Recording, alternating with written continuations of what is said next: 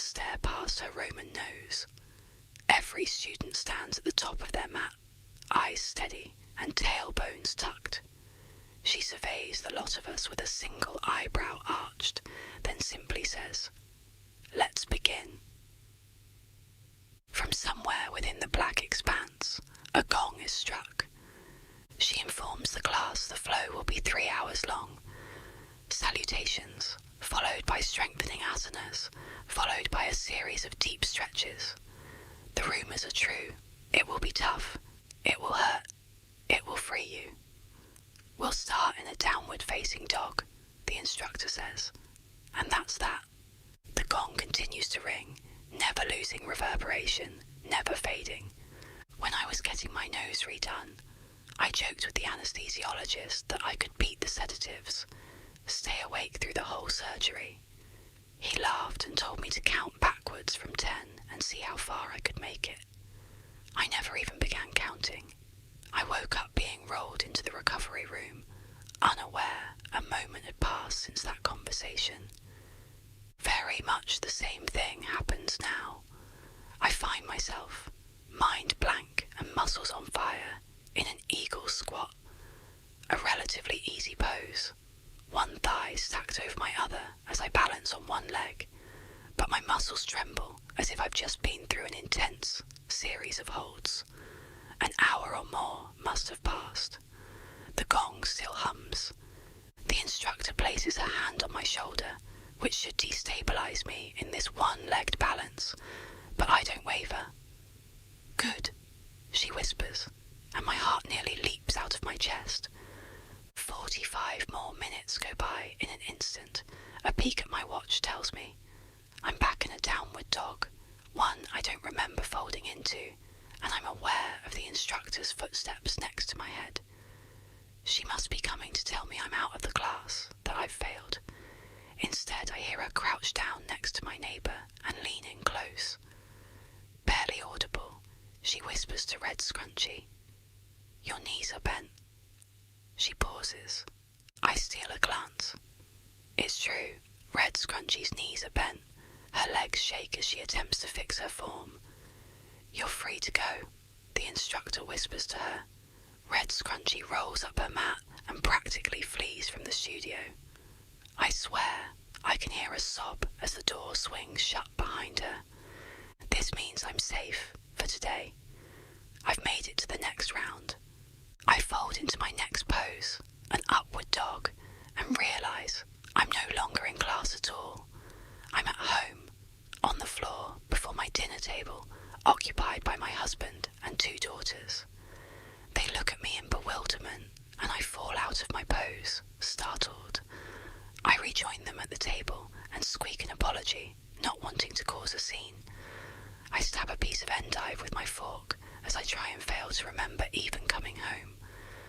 Not 5 minutes later, a strange feeling bubbles up from deep within my chest. A sudden, deep, burning hatred. But towards what? Or whom? I have to put down my knife and fork and take a breath. I try to focus on my 6-year-old, telling her father about the iguana at school. But the feeling comes back. A tugging, urgent anxiety to get away, and fast. I can't help it. I slam down my utensils with a bang, frightening them. I make some excuse to get up and go to the Home Office. I spend the rest of the evening trying to remember the morning's flow based on muscle memory alone. It's impossible. I was in too deep a trance. Evening turns to night. My husband can put the girls to bed for once. This is much more important. Night turns to dawn, and I'm no closer, even playing a gong sound on my cheap Bluetooth speaker.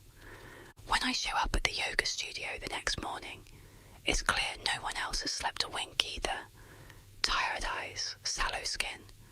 As I pass by the 12 yogi statues in the welcome hall, I pause. Another student, a waifish linen-wearing brunette, pauses next to me. Not a word between us, but we're both thinking the same thing. How we'd give anything to take the place of any one of those statues, to never leave this studio again. So, when the gong rings out through the oppressively silent hall, it's like coming home.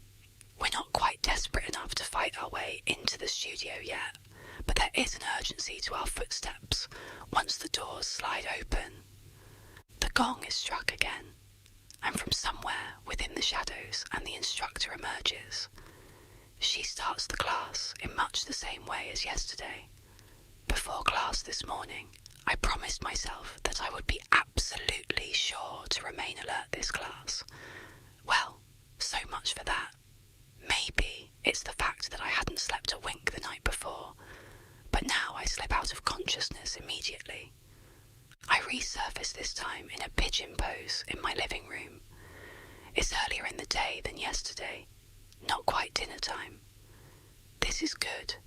I dig in my purse, and when that comes up empty, in my husband's desk drawer for a couple of 20s, I catch the housekeeper before she leaves and tell her to pick up dinner. I can't be bothered tonight. I lock myself in the office again and try to find any memory of today's class. A few hours later, my husband knocks on the door, asking me to join for dinner. I feel a wave of anger bubble up in my stomach again. I don't answer. I don't want to think what will happen if I do. After dinner, another knock. Zoe wants to join me. Usually I have to beg and bribe her to accompany me to a Mummy and Me yoga class, but she must be feeling my absence tonight. I open the door to let her in, but when she sees me, she recoils. Something about my appearance must be frightening. She backs away, and a few minutes later, my husband comes in, asking what's going on. I shrug and wave him away, telling him I have to practice for tomorrow and not to wait up. It doesn't take much to shoo him away, thankfully, and I spend the rest of the night doing as I wish. The next morning, I see the wayfish woman again on my way into the welcome hall. She must have made it through yesterday's class. We lock bloodshot eyes and laugh in only the way sleep-deprived, desperate people do. It's not immediately clear to me who was sent home yesterday, but the class feels smaller. The gong hits, class begins, and the next 5 days pass in almost exactly the same way, showing up at 11:15 on the dot to pass through the 12 yogi statues and into the studio, where one less pupil attends each day, letting my anguish melt away as soon as the gong sounds, submitting to the instructor's firm directives, surfacing hours later, time dripping like manuka honey waiting for class the next day. 1 week after my first class at peak pose, I don't emerge from my trance by finding myself in a bound angle in the home office or in a hero pose in the kitchen. No, today I'm shaken awake by my shoulders in the middle of Comtesse Bistro on 92nd Street. My husband stares me in the face, horrified.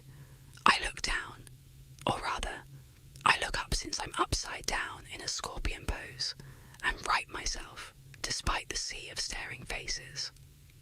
What happened? I ask. Are you serious?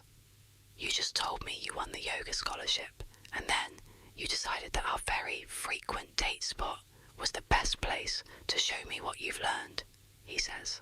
That can't be right. It's only been a week. There are 5 more classes to go. I can't have won.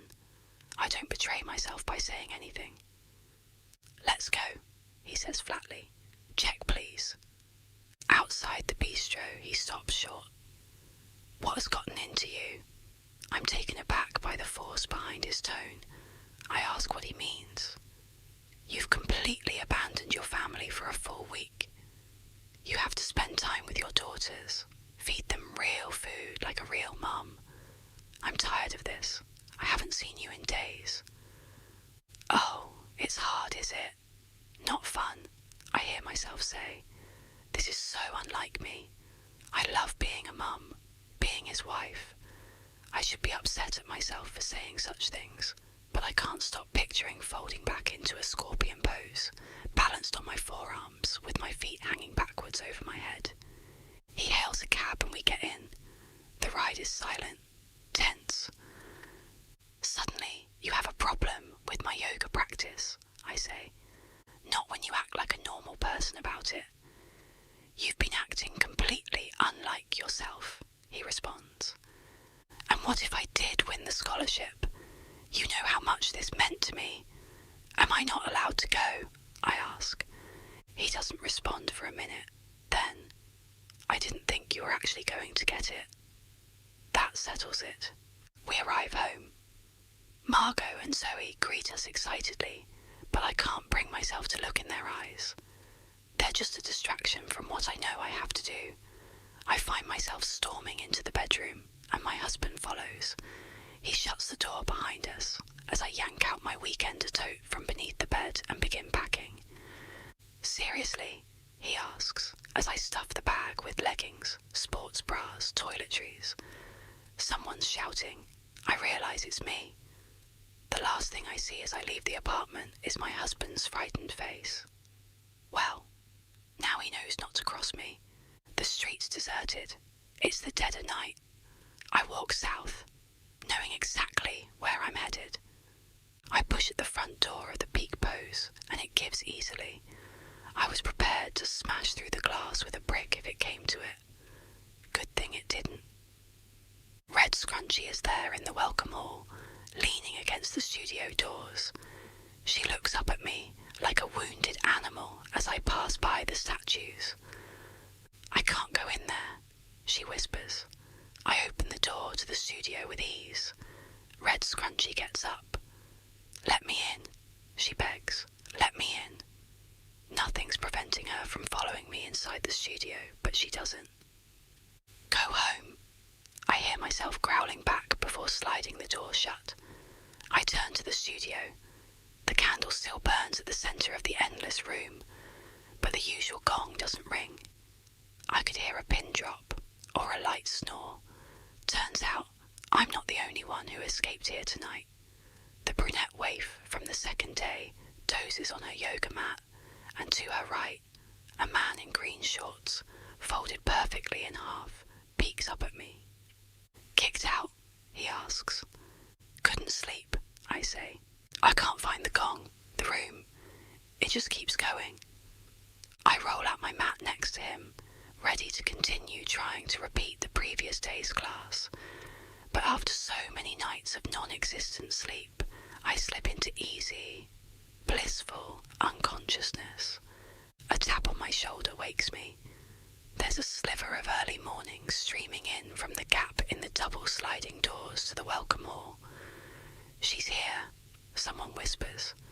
I'm on my feet in an instant, breathless. The instructor stands before us, completely unsurprised. She looks over the three of us and nods, grinning. Aren't you in a sorry state? Happens every session, she says. I wait for her to say something more, to tell me what's happening to us. Anything. But of course she doesn't.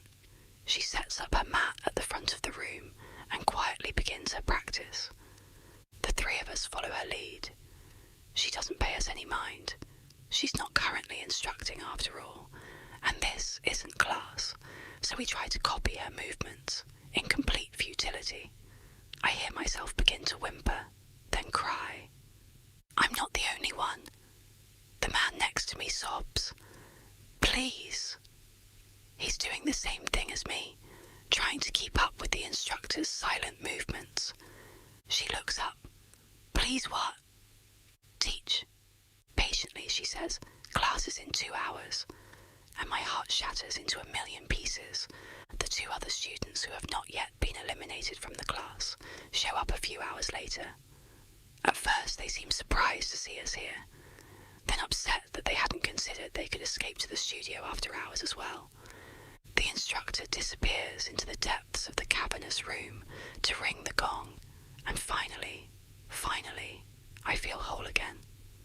The fight with my husband, the guilt of abandoning my girls, the dissatisfaction with the rest of my life, it all slips away.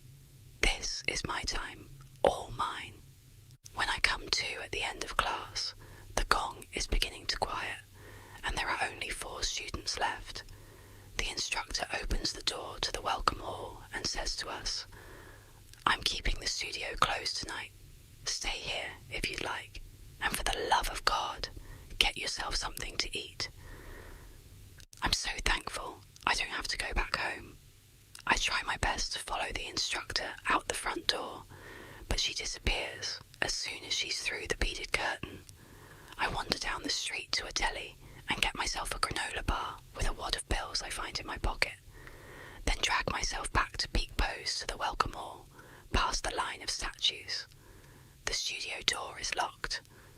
At a loss for what to do, I sink down next to one of the yogi statues and eat my snack. Exhausted still, I lean against the lifelike statue, then pull away with a gasp. It's warm. Solid marble in a cold room should be cool to the touch, not warm. It's slick too.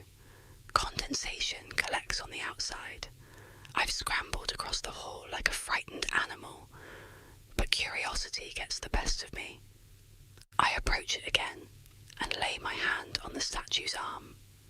It's folded into a bound wheel pose, its back bent all the way backwards, with its hands grabbing its ankles. His ankles. The statue depicts a young, slim man in billowing pants. While this is far from my favourite pose to do, the look of pure bliss on the statue's face tells me this was probably the model's #1 pick. He looks as serene as a still sea, eyes closed gently, no hint of struggle at all. I move on to the statue next to him. This one is a woman in half lotus crow. She too looks completely at peace, owning the pose to the fullest extent, like the gong is always playing in her head. And then I reach the statue near the entrance.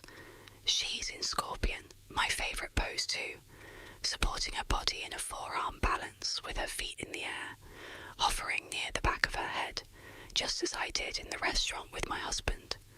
The welcome hall is cold, it's quiet, and the sun is either beginning to rise or set. I don't know how long I've been staring at her for.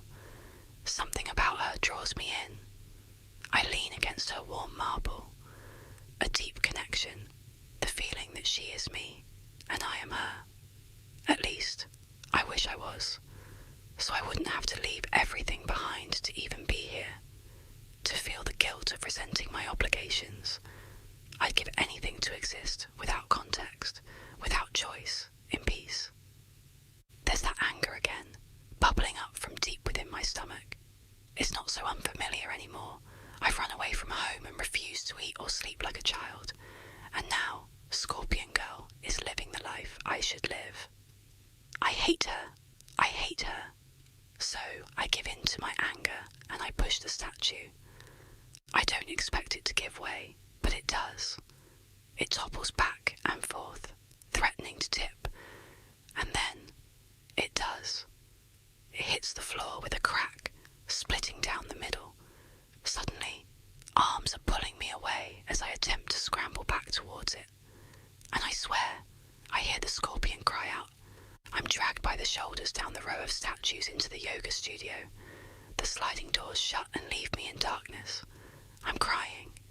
Behind me, someone lights the ring candles and steps out before me. It's the instructor.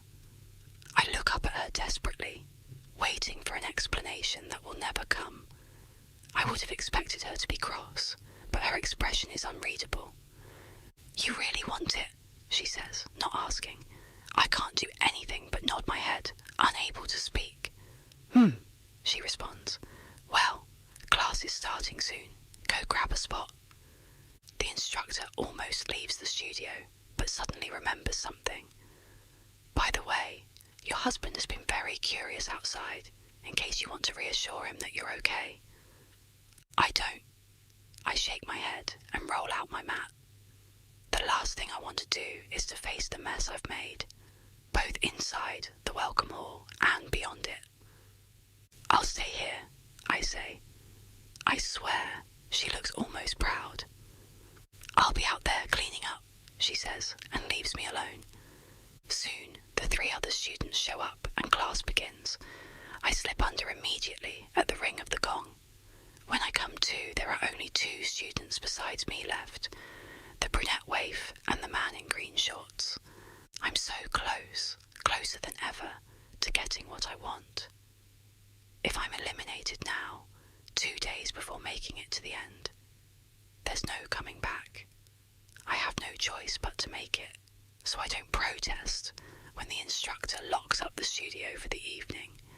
I'm hungry, I'm tired, I'm manic, but I don't care. I leave the building. I see the brunette wayfish woman leave after me, and I follow her, keeping a respectable distance between us. She stumbles around in the same haze that I'm in. Tired and lost and aimless, she heads northeast seemingly randomly. Avenue after avenue passes by. Men with Brooks Brothers laptop bags. Young tweens who point their phone cameras skyward. Mums with toddlers. They barely register to me. We reach Central Park. The crowd thins here. No one wants to be in the park after dark. Wave goes right in. I follow, and I keep following. 20 or 30 blocks north before it's completely desolate. She looks around, nearly catching me, then ducks into a bush. She must have run away from home as well. I wait, trying to quiet the anxiety of being so far away from the studio. She doesn't emerge. This is where she must intend to sleep for the night. I approach the bush with no particular plan in mind. At least, that's what I tell myself. There she is, asleep in fetal position in the dirt. I lean in, curious how she could be at peace enough to fall asleep when it feels like every nerve in my body is on fire. Turns out, I'm right. Her eyes snap open and she lunges at me. She pulls me to the ground hard, my shoulder making contact with the concrete. She lured me right into her trap, and I fell for it, blinded by being so close to my goal. Neither one of us has enough strength to do real damage with the weight of our bodies alone, which we both realise at the same time. She may be determined to make it to the last round, but so am I. I find myself fighting dirty, kicking and punching with abandon. It's fuzzy exactly how it happens, but I've pinned her. I try to wrap my hands around her neck, but she squirms out of my grasp. Once again facing the conundrum of being unable to incapacitate her with just my bare hands, I look around for a solution. There's a rock buried in the dirt beside us, and I grab for it. It's not as big as I would like, but it will have to do. I raise it above my head and bring it down. Once, twice. It's a short fight. She's out. So, these are the rules I'm playing by now. Will I be able to bring myself to do this again with the man in the green shorts? I leave the park quickly, ensuring I remain unseen. I crouch behind a dumpster in an alley between buildings and bide my time until the following morning, when I return to the studio. The events that happened last night could be a dream, a result of malnourishment and lack of sleep. I half expect the waif to show up to class, but she doesn't. And there's a missing statue where the scorpion woman once sat. The man with the green shorts arrives at the studio entrance at the same time. We size each other up. He would definitely win in a fight, there's no question, but neither of us tries to make a move. To fight. Both of us need to take this last class as much as the other. With a curt nod, we enter the centre, side by side. When the instructor arrives, she doesn't seem surprised to see that there's one less student. She merely comments, "So, we'll have one less class than planned. No problem," and strikes the gong. We begin in a downward dog. Unconsciousness beckons to me, an old friend. Instead of taking its hand today, I know I'll have to resist. As abhorrent as it seems to stay lucid during this point, it must be done. It takes everything. I fight for every second of consciousness as the gong vies for my attention. It's like fighting an undertow or gravity itself. For 2 full hours, I managed to stay awake, listening to every command and cue. Despite the pain, it's glorious.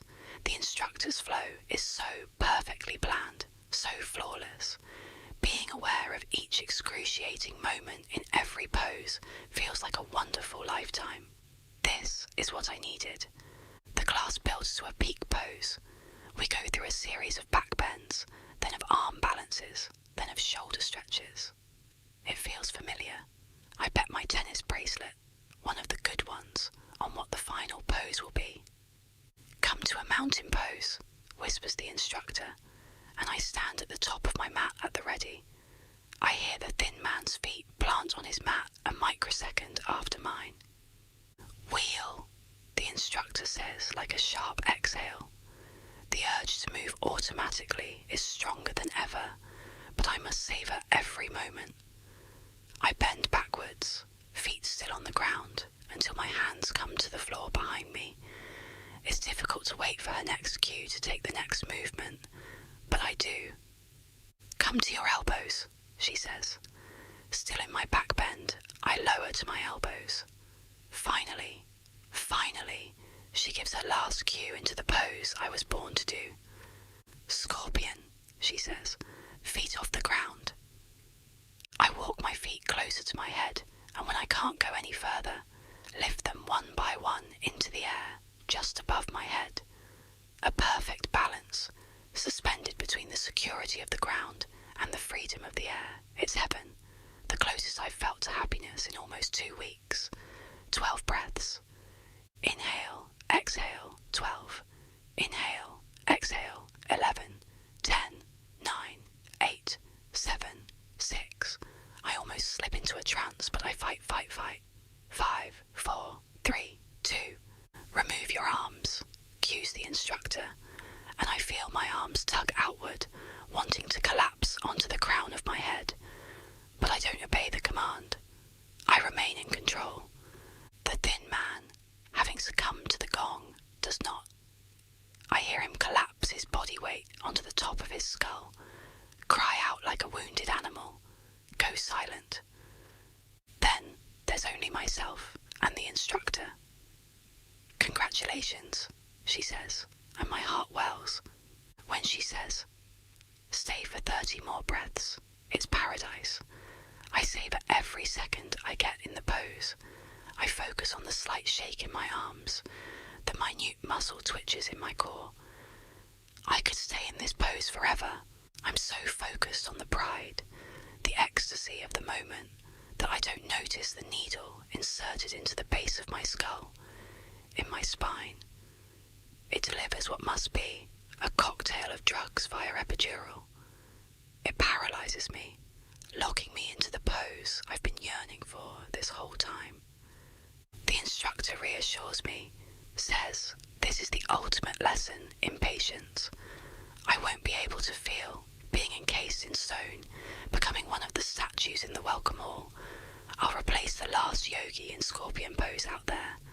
Her year's up, after all, and those that graduate from peak pose go on to become famous. She'll open her own practice, become wildly successful, just as she's always dreamed of. And so will I, eventually. Don't worry, the instructor tells me. I'll be able to breathe, my feeding taken care of through tubes. Electrodes placed throughout my body will keep my muscles twitching, preventing atrophy. With biological functions taken care of, my mind will be unburdened, free to explore its depths. Yoga is, after all, 90% mental work. Some don't make it through, but that's okay. Sink or swim. And certainly my family won't be there when I get back. As far as they know, I've been extended an invitation to the most prestigious yoga academy for a year-long retreat. And I accepted, without a second thought. They'll heal, yes, but they'll never forgive me. But at the end of my year, I will have the life I've always desired, and I've never been happier. The gong drones on and on and on. I become the scorpion as I finally allow myself to succumb to the gong and slip into the trance I've wanted to all along. I had a lot going on during the COVID pandemic. My dad passed away from an unrelated illness, and lockdown was driving me mad. I'd always been a bit paranoid, but being locked inside turned it all up to 11. My home was converted into a makeshift prison, an asylum where I was supposed to be my own caretaker. I didn't have much trouble switching to remote work. I usually worked exclusively with overseas clients anyway, so the only thing that really changed was the software, the chair, and my pre-rendered background. But as days turned to weeks, it became increasingly obvious that I wasn't okay. I'd sleep anywhere from 2 to 12 hours a night, and with no discernible pattern. I'd wake up crying without knowing why. Sometimes I couldn't even open the bathroom door, as I tricked myself into believing there might be someone on the other side. Having lost my dad, I was feeling more mortal than ever. The news, the internet, and the radio were all saying the same thing. Going outside was the end.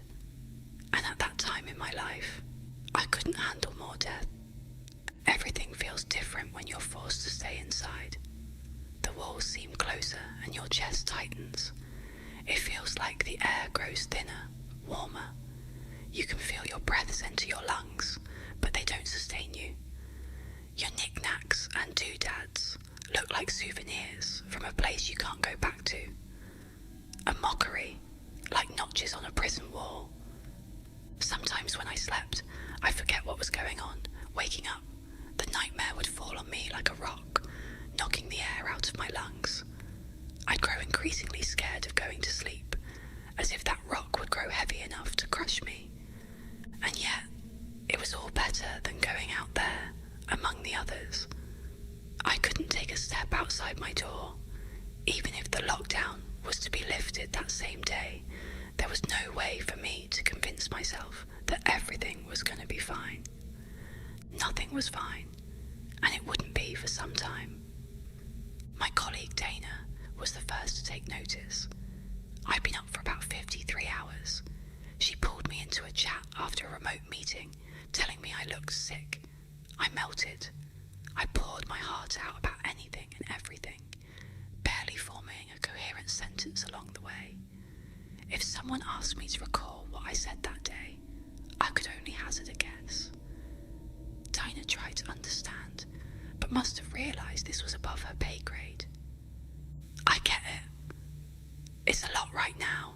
It's a lot for all of us, she said. It might be time to talk to someone. She reminded me that we had an agreement with one of our main partners, Hatchet Pharmaceuticals. They handled our health insurance, which also included mental health treatment. In fact, they'd expanded on it since the start of the pandemic. They got a remote counselling program, she said, holding up a brochure. Just use your company login and sign up for a session. What do you think? There wasn't much to say. I was willing to try anything.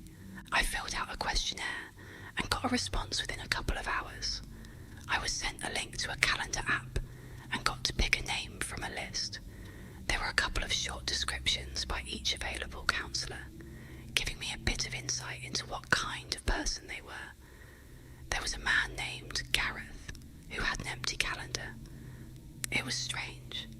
See, each counsellor could be sorted by seniority and number of patients, and Gareth was at the top. He was, by a good margin, their most experienced employee. So how could his schedule be so empty? I signed up for a session with Gareth the next day.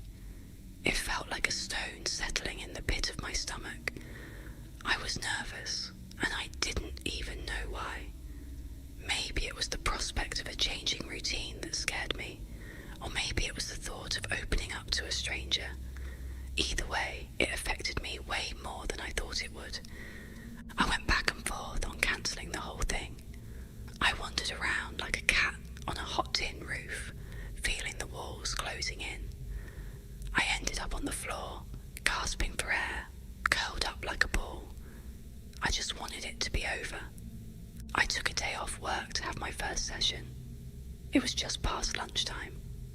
I prepped a cup of Earl Grey and a microwaved cinnamon bun as comfort food, but that wouldn't stop my hands from shaking. I got a pop-up on my screen with a blue sunflower logo. Clicking that connect button felt like dipping my heart in ice water. Gareth popped up in a little video video feed. He was a man in his late 50s with combed back salt and pepper hair. He had bushy eyebrows, a trimmed goatee, and a white shirt with a black tie. It looked like he was in a large office with wide, open windows. It looked pleasant, airy. "Good afternoon," he smiled. "I'm glad you could make it. It's difficult to take that first step on a new path." "It really is," I nodded. "But I'm glad you did," he said. "Now, how about we talk a little bit about who we are? Would that be all right?" We took turns talking about ourselves. We shared our names, our professions, our age, and a little bit about our families. Gareth was 57 years old and had worked as a mental health professional for 23 years. He had 2 sons who lived in Philadelphia, just like my mom. We spent some time talking about how we'd adapted to the pandemic and how we felt about having to stay inside, wear masks, and the way it affected the way we looked at other people. I barely noticed it, but Gareth had accidentally made me reveal my issues without me even realising it. He was good, real good. I had told him about how difficult my life felt, that I felt trapped in my own home, but that the outside was even worse. "You're describing it like you're sailing a frying pan on a sea of fire," Gareth said. "Like there's no way out. That must be stressful." He was spot on. It felt hopeless, like spiralling down a black drain, but he just smiled and nodded. "We can work with this." I decided to see Gareth twice a week. I could book any time I wanted. His calendar was wide open. I wanted to ask him about it, but I didn't. There was a part of me who didn't want to get too personal. Gareth seemed nice, but he was also just doing his job. I was asked to sit by an open window during work hours as an exercise, a way to get used to the sounds of the outside world. It was nerve-wracking. Every passing car felt like a freight train, and every stray voice from a passerby felt like a threat. But slowly, day by day, it turned to background noise. And with that, the world started to feel a little bigger. The walls breathed again. Over the next few sessions with Gareth, we tried a couple new exercises, leaving the window open when I slept, leaving the front door unlocked during work hours, and by our 4th session, he asked me to try something new. "About half an hour a day, right before you go to bed, I want you to open your front door," he said. "Stand or sit there, taking in the sounds of the city." That night, I tried it. I opened the front door and sat down. I tried to mentally record everything I saw, one thing at a time. The walkway down the road, the ill-kept playground. I counted the cars, the windows on nearby buildings, the light posts, the parking meters. I put some conscious thought into observing things from a new perspective.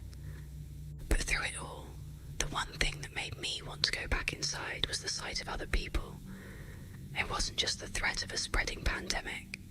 People seemed nefarious to me, ill-willed, dark silhouettes roaming about in the night, their wants and halves a mystery.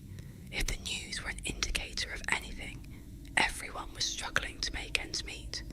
Everyone was a potential assailant. At best, they were indifferent. Perhaps I had it all wrong. Maybe it wasn't the virus closing my throat that was the greatest issue. Maybe the real problem had been people all along, looking at the nameless shapes staring at me from the windows across the street. That sentiment felt more true than ever. The more sessions I had with Gareth, the more I realised my priorities were changing. I was letting go of my claustrophobic tendencies, but I couldn't help but to feel threatened by the people around the neighbourhood instead. Gareth seemed very interested in this, asking me to describe my feelings and mapping out my day. It was very thorough, and I got new exercises to deal with my anxieties. I was asked to record my nightmares and worries. Another day, I was asked to write down stray thoughts on paper. Another day, we had a session about how to practically deal with intruders and how it made me feel that there might be people out there who wanted to harm me. We talked about the many ways people could disappoint you and how easy it was to retreat from the public. But I didn't get a good read on Gareth. It seemed to me like he wasn't really trying to treat me anymore. The exercises he suggested did little but to zoom in on the worst feelings that lingered in the back of my mind.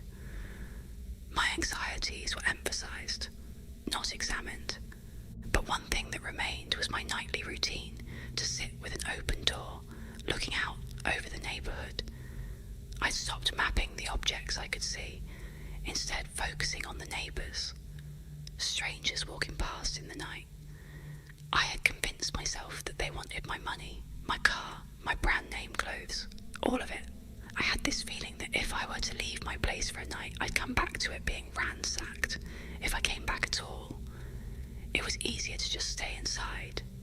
One of those nights, however, I saw something. On the other side of the ruined playground, there were a series of row houses. One of the doors were left wide open. I could see the shape of someone standing in the doorway. I could have sworn they were looking straight at me. They didn't move. Were they trying to figure me out? Was this a warning? Over the next few days, I couldn't stop thinking about this potential. Someone. It's as if I could see them everywhere, and Gareth wasn't helping. He was asking me to describe them, both physical attributes and their actions. It became a bit of a hyperfixation, and I couldn't stop myself from seeing them in the corner of my eye. But the fact was, something was happening out there. I'd see that same person every night, staring at me from across the street. I'd hear footsteps outside at night. Sometimes when I slept, I swear I heard someone messing with my letterbox. It felt ridiculous, and I knew I was exaggerating, but was it really all make-believe? It was a Tuesday when, once again, I logged in to have a session with Gareth. The weather was rough, and some construction work had cut off my high-speed internet. I had to rely on spotty mobile Wi-Fi, and the approaching storm didn't help. Gareth connected, but it took a bit longer than usual. He had the same half smile as always. I noted that he seemed to have good weather, which was a bit of a surprise. I thought he lived in the area. "Mr. Martin," he said, "I'm glad you could join me." I froze. I checked my webcam, making sure it was working properly. The resolution was a bit spotty, but there was no question about it. My face was clear enough. My name is not Martin. Not only should Gareth know that, but he could also see and hear me. It was very strange. I was caught off guard. "Of course," I said. "Wouldn't miss it." Gareth sat completely still, looking straight ahead. He was silent for almost a full minute, then sort of sprung to life. I thought that maybe the storm was interrupting the Wi-Fi, but it seemed to be working fine. Maybe there was an issue with Gareth's calendar app. Then again, if that was the case, how come he didn't recognise me? "Have you been keeping up with your exercises?" he asked. "Yeah," I said.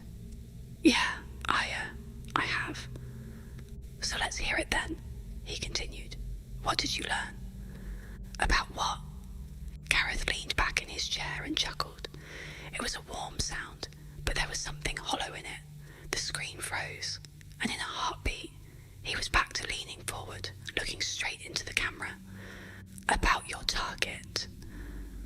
I barely had to say anything. This Martin person had come to Gareth for an issue similar to mine, something he had diagnosed as general anxiety disorder. It seemed like Gareth had poked and prodded Martin in a way that focused their issues on an external threat. Other people. A neighbour. I stood up, stepping away from my laptop but leaving the conversation running. I peered out my living room window. "What do you think I'll do to this neighbour?" I asked. "We talked about this," Gareth responded. I know, I repeated.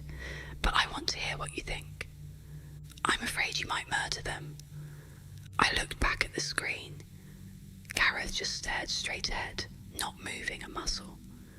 No emotion, just a matter-of-fact statement. I felt the moisture on my tongue evaporate as something sour crept up my throat. "And what do you think about that, Gareth?" I asked. He didn't blink. A full 20 seconds of silence passed. The only sound I could hear was my own heartbeat. "I think you're going to do what you need to do to heal," he said. "And I want you to heal, Mr. Martin. At any cost, of course." There were a couple of people outside passing by in the night. Someone with a thick coat, another with a trucker cap, one with a backpack, another on their phone, some with their hands in their pockets, someone holding something dark, a gun, a knife. But no one stepped up to my door. No one came knocking. But there was someone standing in an open door on the other side of the playground, looking my way, like they'd done on so many other nights. Maybe they were making a difficult decision. The meeting with Gareth ran out of time, and I dove onto the net. My hands were shaking so much I could barely spell. I checked it all. The name of the program, the pharmaceutical company, Gareth, everything and anything I could get my hands on. There wasn't much to see. Paper trails came to sudden ends. Names were scrubbed or removed. Most people working on the platform were hired as outside consultants, and there was no way to trace what kind of money they were moving or where. And Gareth, he was a puzzle piece. For everything he'd told me, none of it was specific enough for me to look up. There were no names of his children for me to track, no address where he lived, no mention of his previous place of employment. Running out of options, I called up my colleague Dana. It was 11 p.m, but I had to get answers. Dana was skeptical, but she could tell I was upset. She wasn't enthused about getting back in front of her computer, but I got her to look up a couple things. It didn't take long for her to find something curious. "Hatchet has a company policy about billable consultant hours," she said. "They have a maximum number of billable hours. If someone goes past this, they need to be hired as a full-time employee." "How does that relate to their remote platform?" "Gareth and a handful of others go way above this average. They ought to be full-time employees, but there's nothing that says they are. So they're bending their own policy a little, so what?" "There'd be a paper trail," she continued. "We have a close association with them. We got access to their meeting protocols. Policy exemptions need to go through the board. So the only way I see it, there is only two ways to make sense of this."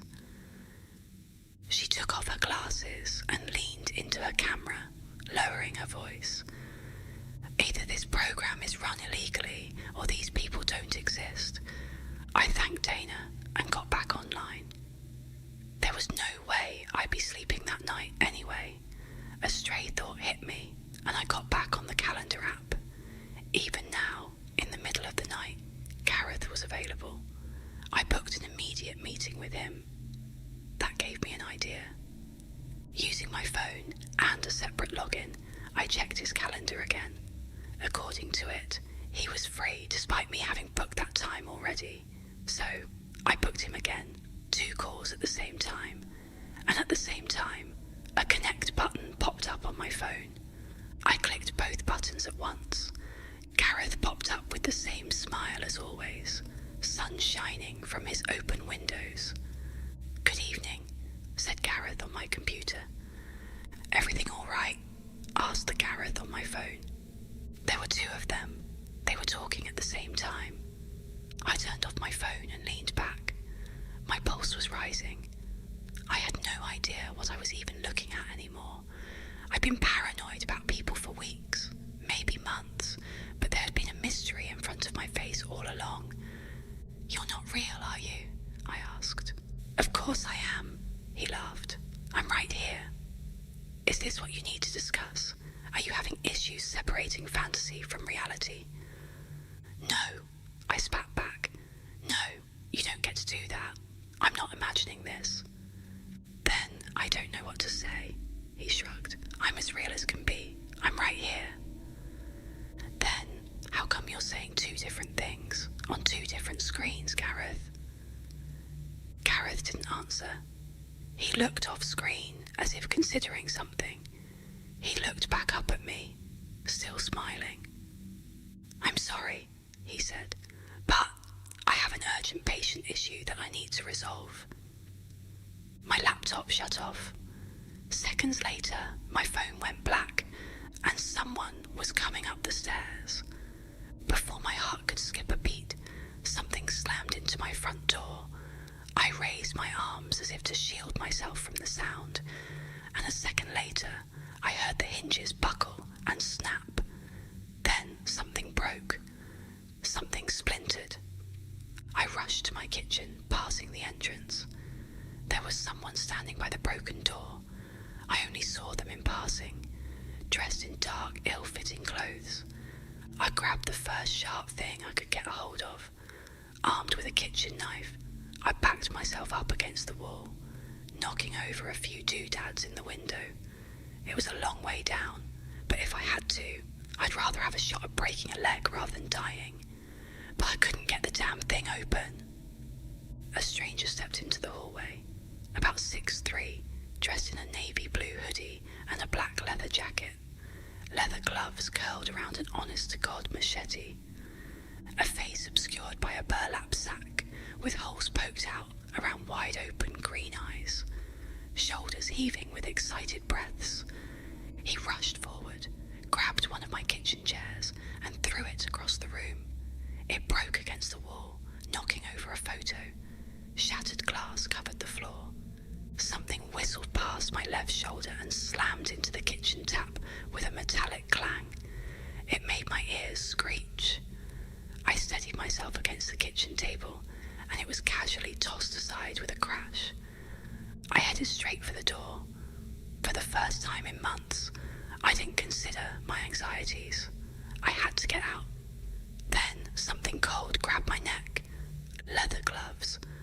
I reached back with my kitchen knife, but lost my footing on the broken glass. I was sent tumbling to the ground, landing hard on my shoulder. I looked up to see a raised machete and those sparkling green eyes. I had to say something. Anything. Mr. Martin. It was the first thing that came to mind. The machete hung in the air, ready to fall. He hesitated. You're Mr. Martin. You're speaking with Gareth, right? There was no response. Just excited, heaving breaths and a shaking machete frozen in place like a living statue. He's tricking you. Us. He's tricking us. He's not real, Mr. Martin. He's not real. Something clicked. A heavy boot stepped on my wrist, kicking my knife away. The machete crept closer, cold steel resting on my chin. I felt the warmth leave the tip of my fingers. I win, a hoarse voice wheezed. I got you first. I'm not playing any games, I'm not. For the first time he blinked. He tilted his head. I continued. I'm not playing, Mr. Martin. You can't be first if I'm not playing. You were trying to get me first. No, I wasn't. You're lying. The tip of the machete pushed into my skin, shaving a couple of hairs and cutting a 2-inch gash across my jaw. Pain like sharp ice spread across my face. Then, a noise. A loud electronic noise. My phone. It must have come back on. Martin stopped. He was having trouble hiding his glee. He was giggling like a schoolboy. This was funny to him, if anything. Answer it, he chuckled. I want them to hear. I took my phone out. It was Dana. Answer it, he repeated. Put it on speaker. So I did. Dana's voice came through. Something about what we talked about had kept her up as well. She had always been the kind of person who couldn't let go of a good mystery. You got to hear this, she said, going straight into a rant. I think I got something. I held up the phone for Martin to hear as Dana explained her findings. It turned out the program wasn't supported by our healthcare deal. It was just registered as a support feature, and it was included in the same paperwork. It was never literally spelled out as a health service. Looking into the fine print, it was specified as a technical support feature. "You get it," she laughed. "They're not a mental health care provider. They're hired to handle data collection." "What?" I whispered. "They're gathering data. That's their primary function. Data like mental health problems, stress-related issues, ages, locations, trends, dreams, wants. Or how fast they can get us to kill one another." Dana laughed. I looked up at Martin. He wasn't laughing. The machete pierced my phone as he flicked it across the floor. His eyes sunk. He didn't look as excited anymore. His shoulders slumped with a loud sigh. You're not playing," he wheezed. "No, I'm not." He took his foot off my arm. I could feel the warmth running back into my fingertips.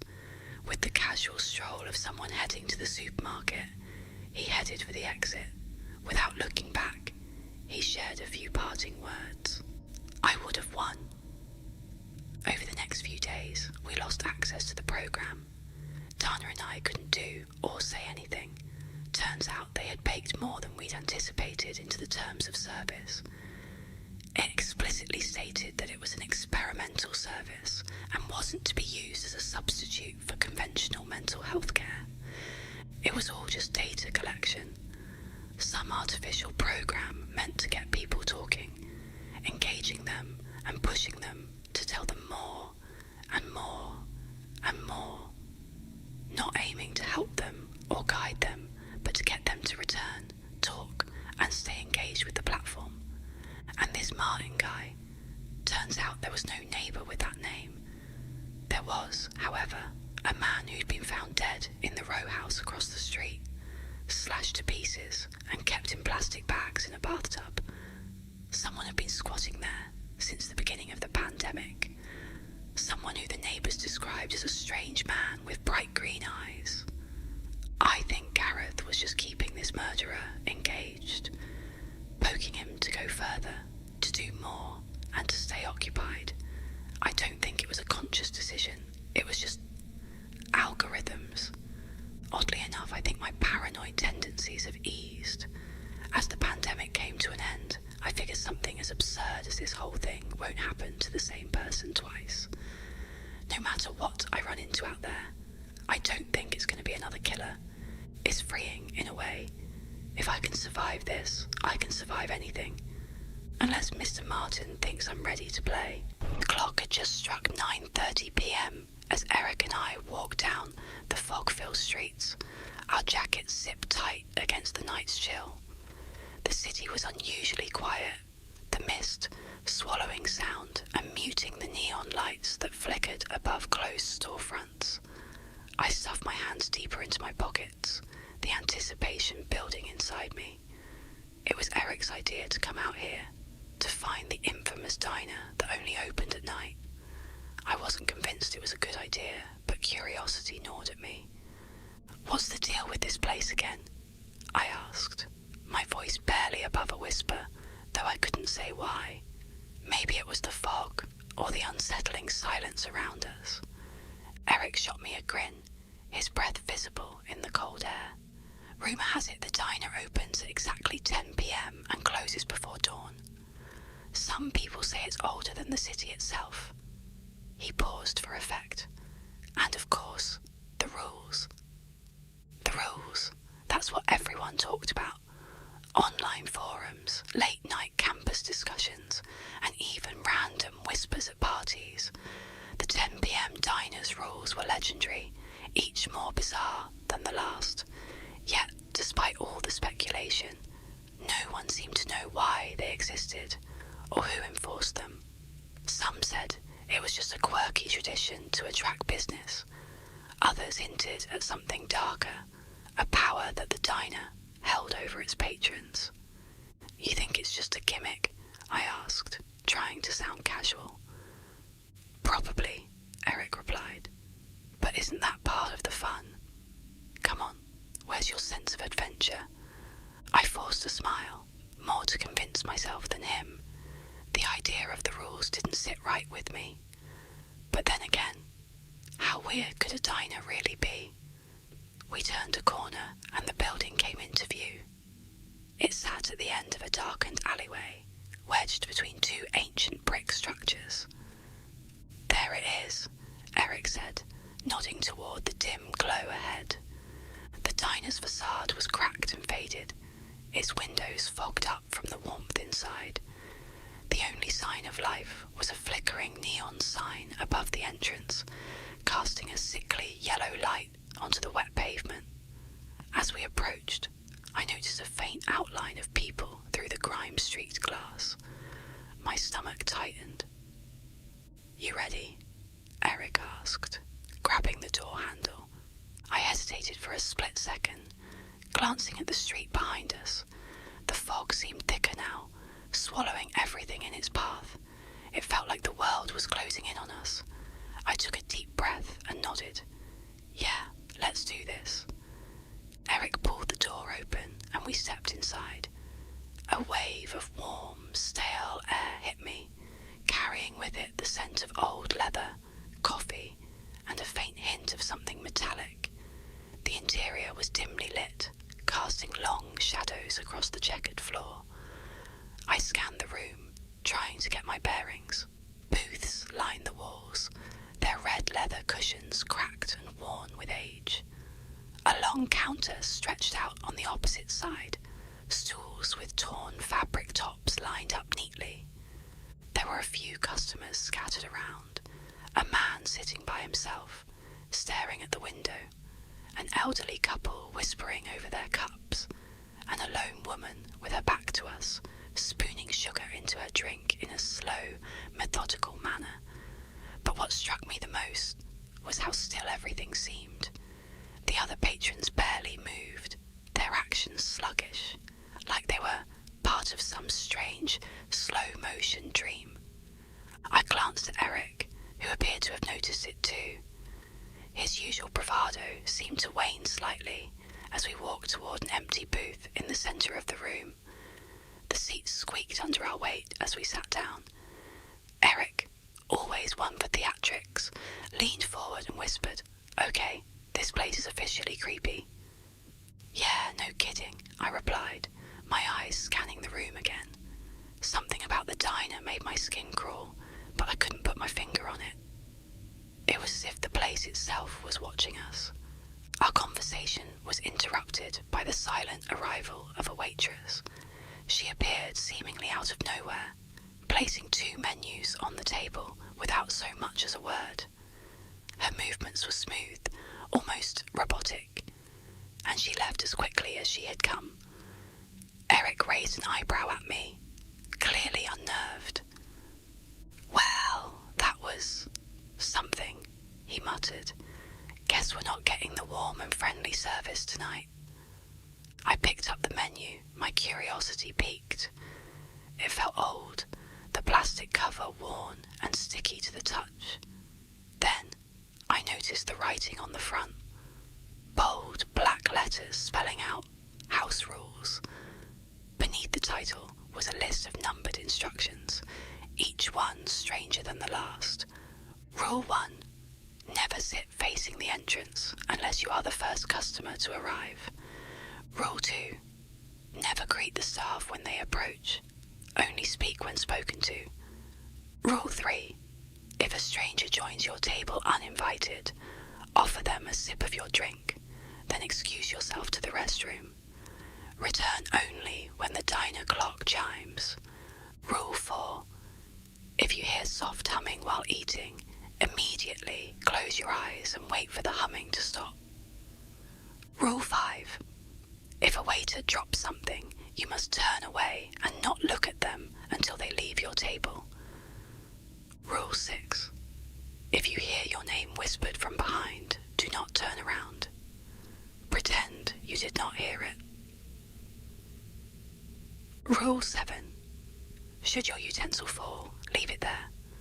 Do not bend down to pick it up, or you risk seeing something under the table that shouldn't be there. Rule 8. If you hear footsteps following you as you leave, do not turn around. Slow your pace until the sound fades away. I read through the list twice, each rule more unsettling than the one before. My mouth went dry as I realised how specific they were. These weren't rules for a quaint diner experience. They were warnings. My eyes darted back to Rule 1. Never sit facing the entrance unless you are the first customer to arrive. A chill ran down my spine as I glanced over my shoulder at the glass door. Look at this, Eric whispered, pointing at Rule 4. If you hear soft humming while eating, close your eyes. What is this place? A haunted house? I forced a laugh, but my heart wasn't in it. It's probably just some elaborate gimmick, I said, trying to convince myself. You know, to get people talking. Yeah, right, Eric replied, his voice tinged with skepticism. Well, we came here for the experience. Let's just roll with it. He looked at me, waiting for some kind of agreement. I nodded, feeling a tight knot of anxiety form in my chest.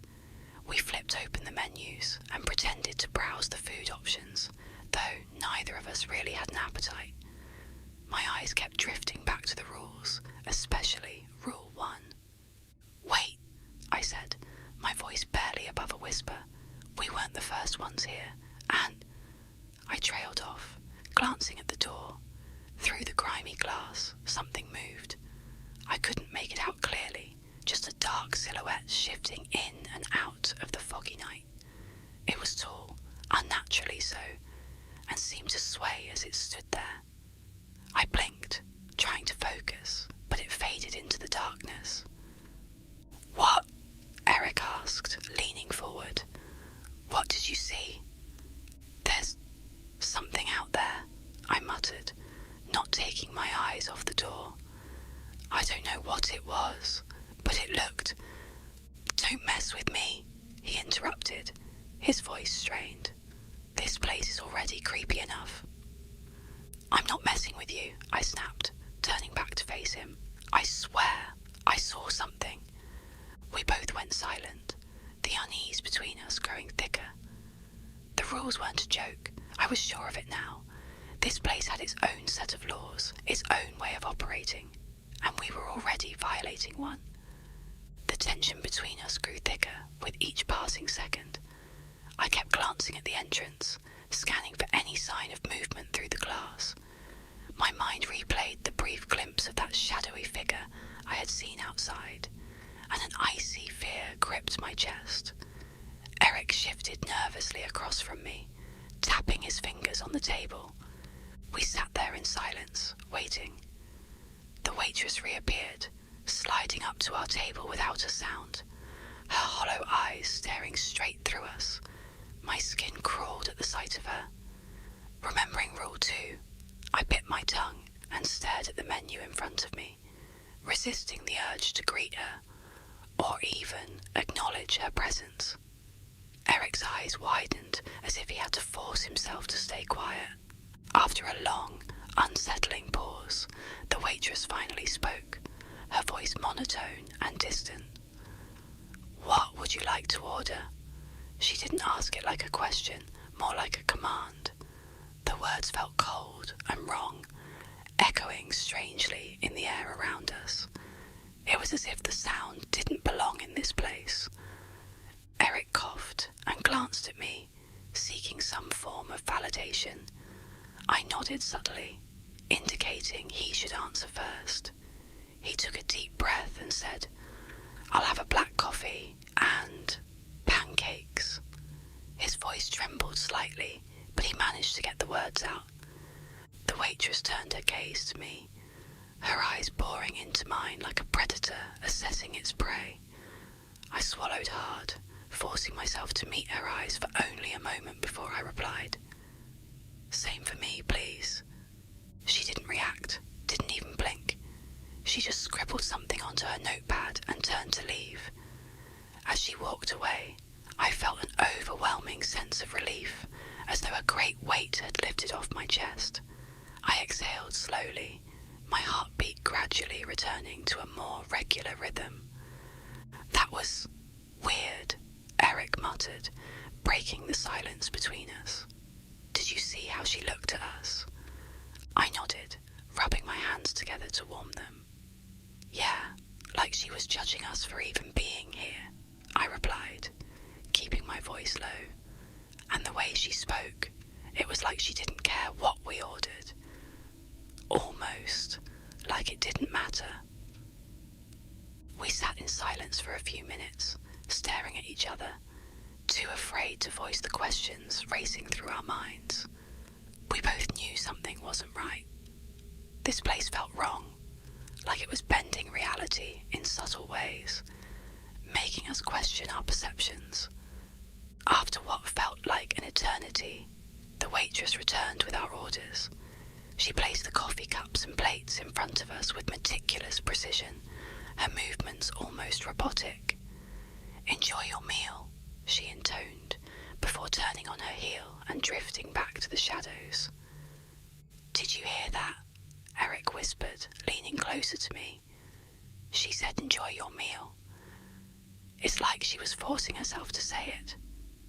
I nodded, my eyes locked on the steaming cup of coffee in front of me.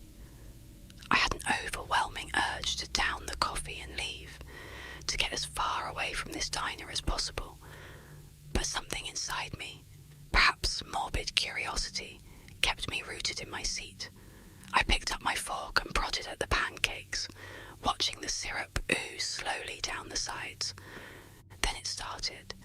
A soft, melodic humming filled the air around us. My heart skipped a beat as I remembered Rule 4. If you hear soft humming while eating, immediately close your eyes and wait for the humming to stop. "Eric," I hissed, grabbing his wrist. His eyes widened in alarm as he too began to hear the sound. "Close your eyes. Now." "What?" he stammered, his fork frozen in midair. "Just do it," I snapped, shutting my own eyes tightly. I heard Eric mutter a curse before he followed suit. The humming grew louder, swelling into a haunting lullaby that reverberated through my skull. It was everywhere, in the air, in my ears, inside my own head. My grip on the fork tightened until my knuckles turned white.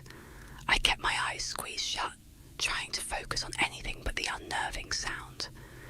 I felt a cold presence sweep through the room, like a gust of wind in an enclosed space.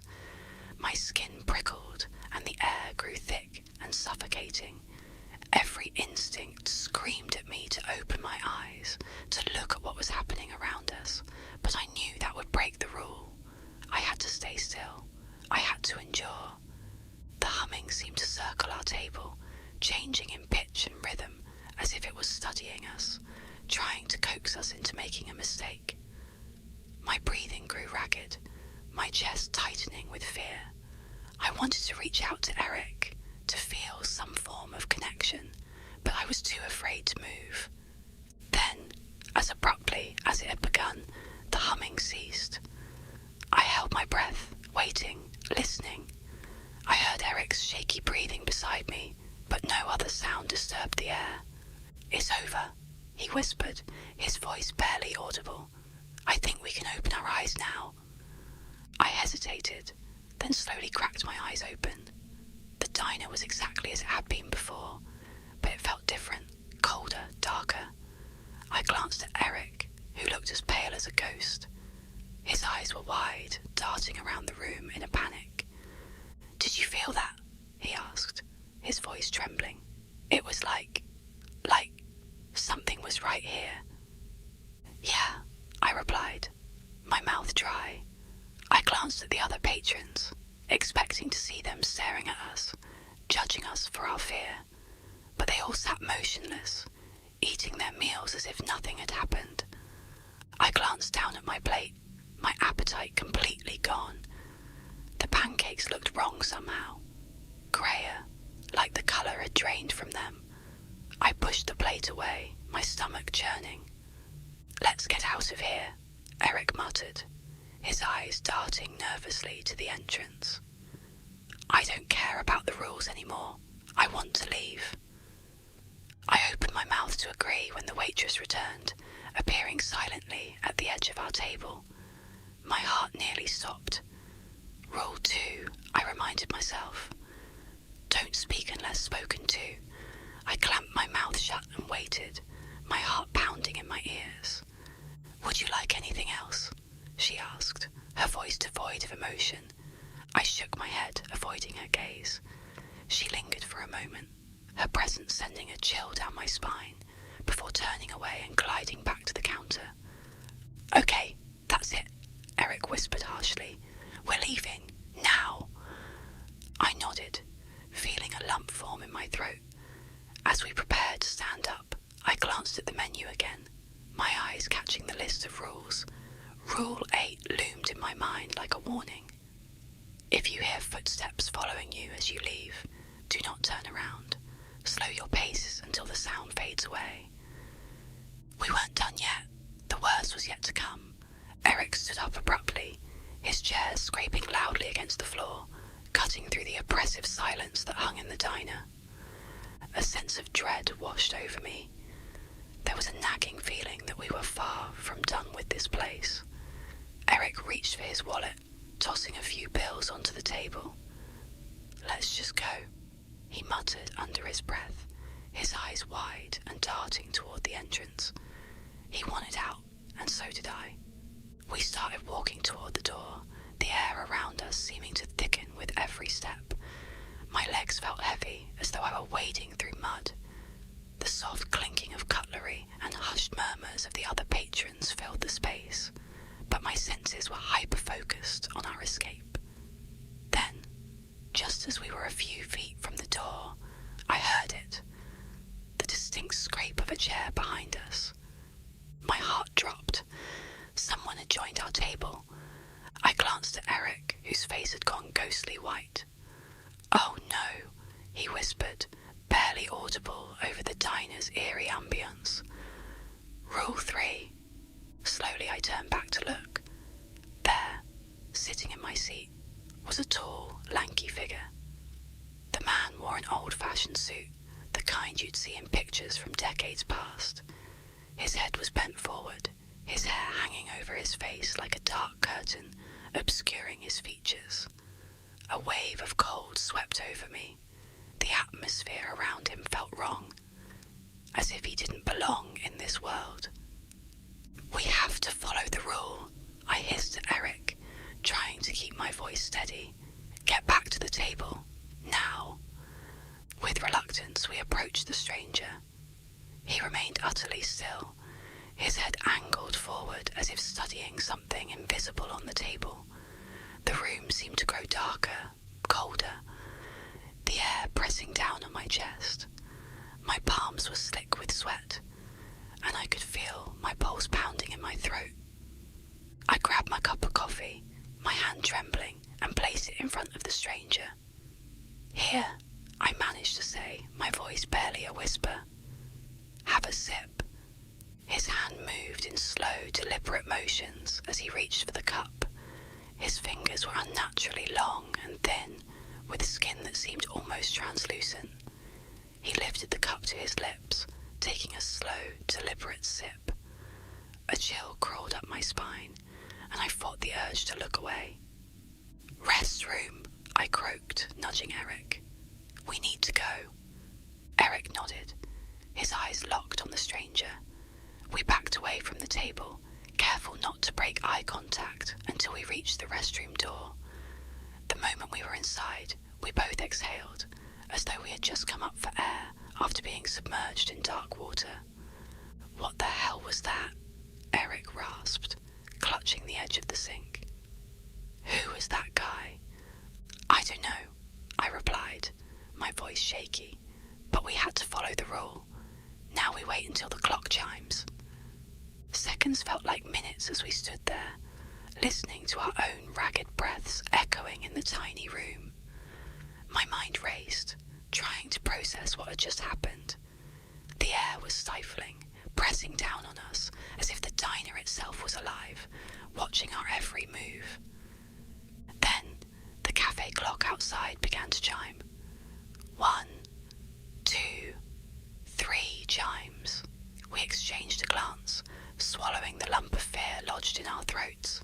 It was time to return. As we stepped out of the restroom, we dared to approach the table. It was empty. The stranger was gone, leaving only our 2 cups and the uneaten plates of pancakes behind. I exhaled shakily, but my relief was short-lived. As we turned back toward the entrance, something metallic clattered against the floor. I froze. My fork had fallen, clinking loudly as it hit the ground, spinning a few times before settling just under the table. I felt my heart leap into my throat. Rule 7. Should your utensil fall, leave it there. Do not bend down to pick it up, or you risk seeing something under the table that shouldn't be there. Leave it, I whispered urgently to Eric, who was staring wide-eyed at the fork. Don't look under the table. He nodded, but his eyes were wide with fear. I could feel the tension radiating off him, his body rigid and tense. We were both aware of what Rule 7 warned us about, and yet the urge to look was almost unbearable, like an itch in the back of my mind that I couldn't scratch. Then we heard it, a soft, muffled sound coming from beneath the table. My blood ran cold. It was the faint, heart-wrenching sobs of a child, crying softly in the darkness beneath us. My stomach twisted violently, and I had to grip the edge of the table to keep from collapsing. Don't listen, I muttered through clenched teeth, my eyes fixed on a point far away. It's not real, just focus. The crying grew louder, more desperate, echoing in the small space of the diner. It was the kind of sound that clawed at your heart, demanding your attention. Tears welled up in my eyes, not from sadness, but from sheer terror. I squeezed my eyes shut, trying to drown out the noise. But the cries persisted, coming in waves of anguish and despair, each one stronger than the last. Eric shifted uncomfortably beside me. It's just a trick, he whispered, more to himself than to me. We can't look. We can't. The cries turned into words, garbled and barely recognizable, but unmistakably pleading. Please help me. The voice tugged at the deepest recesses of my sympathy, igniting an instinct to look, to bend down and see who or what was under there. I clenched my fists so tightly that my nails dug into my palms. It's not real, I repeated, my voice trembling. It's just trying to make us look. The crying continued, now mixed with small shuffling sounds, like tiny feet dragging across the floor. My skin crawled, every nerve screaming for me to glance down and see what was beneath the table. I felt like I was losing my grip on reality. The line between what was real and what wasn't blurring under the pressure of the noise.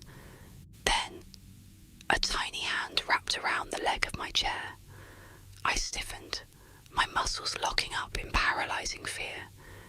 It gripped tightly, almost urgently, as though begging me to help.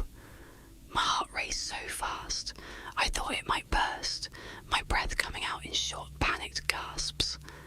Don't look, I hissed to Eric, fighting the urge to jump up and run. It's not real. The grip on my chair tightened, and the crying turned into a pitiful wail. My eyes burned from the effort of not looking down, of not acknowledging the nightmare unfolding beneath us. I could feel my sanity teetering on the edge, about to break. And then, as abruptly as it had started, it stopped. The hand released its grip, the crying faded into silence, and the air around us returned to its suffocating stillness. I dared to glance at Eric, who was pale and shaking, his eyes wide and haunted. Did you see that? He croaked, his voice barely above a whisper. I nodded, swallowing hard. Yeah, but we didn't look under the table. We followed the rule. He exhaled shakily, his hands still gripping the edge of the table. Let's get out of here, he muttered, his voice strained. I can't take this anymore. Agreed, I replied, feeling a wave of nausea wash over me. We stood up slowly, careful not to glance under the table as we backed away. I couldn't help but notice that the rest of the diner continued on as if nothing had happened. The patrons still eating, the waitress still standing behind the counter with her hollow stare. We started toward the exit, moving cautiously. As we reached the door, I heard it. A faint, distant whisper of footsteps following us. My body tensed, remembering Rule 8. If you hear footsteps following you as you leave, do not turn around. Slow your pace until the sound fades away. Don't turn around, I warned Eric, my voice strained. Just walk slowly. We moved forward, each step heavy with fear as the footsteps echoed behind us. I fought every instinct to look back, to see what was trailing us, but I knew if we did, we'd break the rule, and whatever awaited us on the other side of that broken rule would be far worse than anything we had encountered so far. The door was just a few feet away. My hand reached out, grasping the cold handle, and I pushed it open. The footsteps stopped as we crossed the threshold into the foggy night. I turned to Eric, both of us breathing heavily, our faces pale and drawn. Let's go, I muttered, my voice barely holding together. And never come back. We hurried down the street, the diner's oppressive aura fading behind us. Neither of us spoke, too afraid of what we might say, of what might still be lingering in the air around us. As we rounded the corner, I chanced a final glance back. The diner stood silent, its dim neon sign flickering in the fog. For a moment, I thought I saw a shadow at the window, staring out, watching us. I looked away and quickened my pace. Whatever had happened in there, I knew one thing for certain. We were never coming back.